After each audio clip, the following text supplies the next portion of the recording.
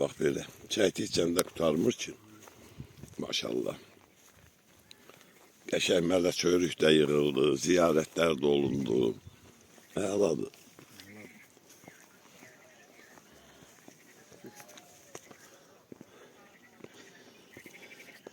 Şurada 40 pilləkən idi. Bunu da saymaq lazımdı.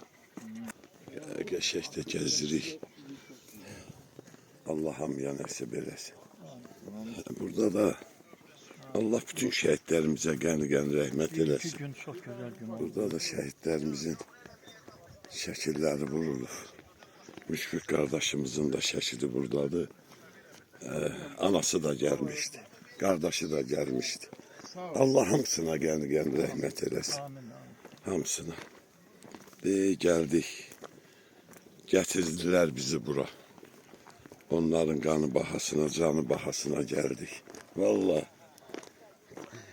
Allah Ali Başkomandanın da kürəyində dursun.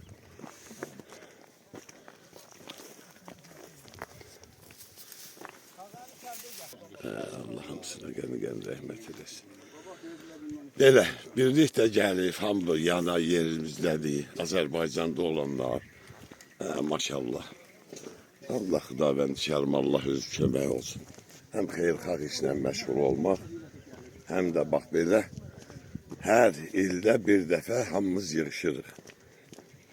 Moskvada, Peterdə, Vladivostokda,